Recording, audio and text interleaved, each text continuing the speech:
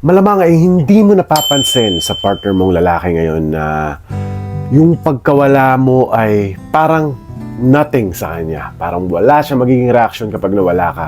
Dahil yan, girls, sa natural traits ng isang lalaki na tinatawag nating stoicism. Lahat po ng mga lalaki na straight male ay merong stoicism na taglay sa kanilang katawan. Pero alam nyo, makikita nyo yan sa mga galawan ng lalaki. Lalong-lalo na kung natatakot siya na mawala ka. Alam nyo ba yun? So ngayong araw na to, pag-uusapan natin is yung takot na mga lalaki na mawala ka kapag ganito siya. Ito yung mga senyales na takot ang isang lalaki na mawala ka kapag naging ganito na siya sa'yo. So, before we start our video, kung bago ka pa lang sa ating channel, ay please do subscribe to my channel. And also, pag nagustuhan mo itong video natin, please leave me a like and also do not forget to turn on your notification bell para maging updated ka sa mga in-upload nating videos every week. At sa kalagitnaan nga po ng ating video ay meron tayong tinatawag na shoutout section na kung saan ay babatiin natin ang ating mga mahal na subscribers na nagpapa-shoutout since last week. And yes, follow nyo rin po ako sa Instagram. Balang araw, mapapasama rin kayo sa isa sa mga imamaiti ko ng mga pangalan doon sa Instagram. And also, para makita nyo rin yung personal life ko as an OFW dito sa bansang South Korea. Medyo malapit-lapit na nga po yung pag-uwi ko dyan sa Pilipinas. So, abang-abang lang tayo. I-announce ko na lang po dyan sa YouTube channel ko kung kailan po ako babatsi ng Pilipinas. So, yes, before we start our video, pinapasalamatan ko po kayo lahat sa walang sawang pagsuporta. Ngayon po ay inabot na tayo ng 63,800 subscribers at maraming salamat sa suporta nyo. So, without no more further ado, let's go to our main topic for today. Takot na ang isang lalaki na mawala ka kapag ganito na yung mga galawan niya. Number one is kapag seloso na siya sa'yo. Yes. Kasi girls, naturally nakikita niyo talaga yan sa mga partner niyo lalaki na napakaseloso na when it comes to the middle part of your relationship. Lalong-lalo na pag nagkalaliman na kayo ng loob na dalawa ng partner mo. Especially yan Kasi girls, alam niyo, may taglay yung mga lalaki na being overprotective na minsan nga nadidemonize pa.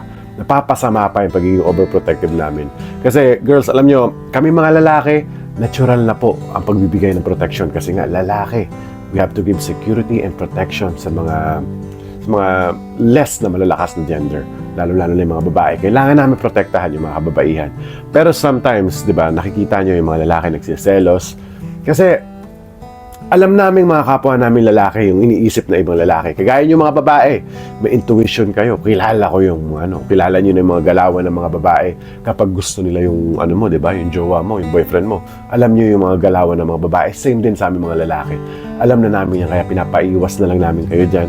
And it turns out na sinasabi niyo nagsiselos na, but hindi niyo alam na pinoprotektahan lang namin kayo because mahal na mahal namin kayo at ayaw naming mawala kayo sa buhay namin. Another thing na natatakot na isang lalaki na mawala ka kapag ganito na siya is kapag gumagawa na siya ng boundaries or mga rules sa relationship ninyo.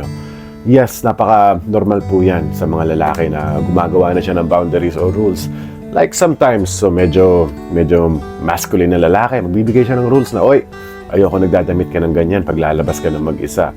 Kasi alam mo na, it's also a part of protection ng isang lalaki na pag sinabi niya na, oy, ayokong lumalabas ka, nasuot-suot mo yan, nakalabas yung mga dibdib mo, kita-kita yung mga hita mo, ayaw na ayaw po yan. That's a boundary na tinatawag ng isang lalaki kasi hindi naman dahil insecure siya. Diba?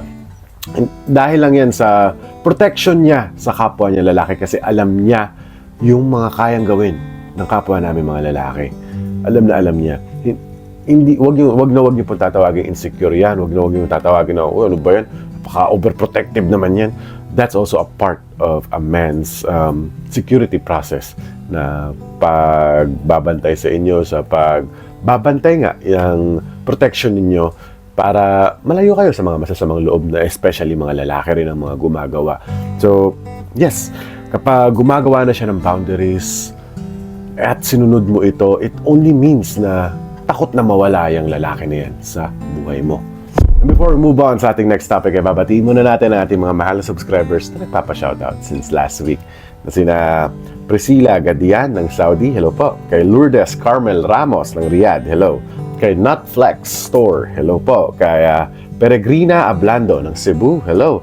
Kay Hope Montilde, hello po. Kay Virgie ng Pangasinan, hello.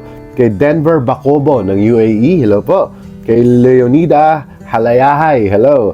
Kay Julieta Dokog ng California, hello po. At kay Joanna Perez ng South Korea. Once again, maraming salamat sa walang sawang panonood dito sa aking channel. And kung gusto nyo rin po mapasama sa ating shoutout section, the code is pa-shoutout po. Yan lang sa comment section. I-type nyo lang po yan.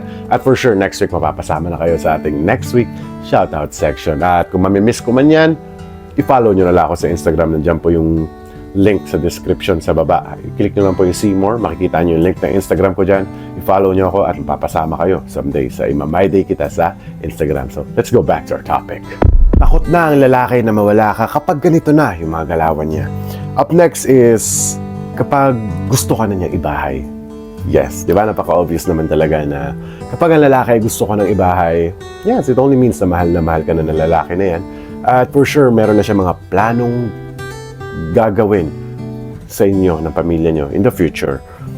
Yes, pag binahay ka na niyan, ako, it only means na takot na mawala yan sa'yo. But girls, never ever take advantage kapag nakita nyo yung mga signs na to. Never ever take advantage sa mga lalaki kapag nakita nyo sila ng sign na natakot na silang mawala ka sa buhay niya. And but all you have to do is kailangan lang love him more. Suportahan mo, bigyan mo siya ng security sa pakiramdam para tanggalin mo yung takot na lalaki na yan. At secure mo yung nararamdaman niya na, babe, hindi na ako mawawala sa'yo kasi parehas tayo na nararamdaman na takot na rin ako mawala ka sa buhay ko. And the last thing na takot na ang lalaki na mawala ka kapag ganito siya is he is overprotective. Yes. Kanina ko pa sinasabi from number 1 ang pagiging overprotective, but this is the main thing. Kapag napaka-overprotective na ng partner mo sa'yo, di kahit sino na hindi naman siguro na insecure nga siya, as I said, na nagpapakilala sa'yo na kaibigang lalaki, at sabihin, huwag abukakamayan yan. Diba? Yung mga ganun, mga overprotective. That's the biggest sign na ang lalaki ay super in na sa'yo. Talagang marami na siyang gustong gawin sa'yo. That's a good thing, okay? Good thing. Hindi yung mga gagawin na masama. Marami na siyang gustong plano sa'yo for the future at gustong-gusto ka na niya samahan at the end na pag natakot na siya, takot na siyang may mamimit ka mga bagong lalaki. Of course, dumadating kasi sa utak ng mga lalaki yung competition na tinatawag kapag may namimit kayo mga bagong tao sa buhay niya. Because a man's life is always a competition. Tandaan niyo po yan, girls.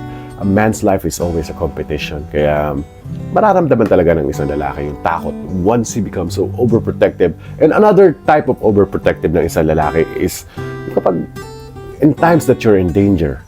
Ayan, overprotection din yan na bigla na lang siyang darating, parang Superman who will save the day.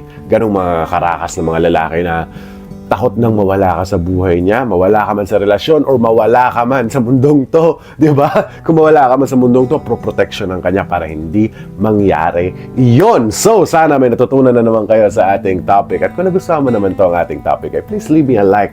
And also, kung bago ka pa lang sa ating channel, please do subscribe to my channel. And also, yes, do not forget to turn on your notification bell para maging updated ka sa mga ina-upload nating videos every week. At yes, just keep writing down your comment para next week kayo naman yung mapapasama sa ating shoutout section. And also, yan, my Instagram account. Do not forget to follow my Instagram account para next week, or hindi pa next week siguro, para someday mapasama kayo sa isa sa mga Imamay Day kong pangalan dyan sa aking Instagram. And also, yes, may mga videos na rin tayong ginagawa dyan sa Instagram. At also, para makita nyo rin yung personal life ko as an OFW, pati yung mga trabaho ko dito sa South Korea, as an OFW dito sa South Korea. So once again, thank you so much for watching.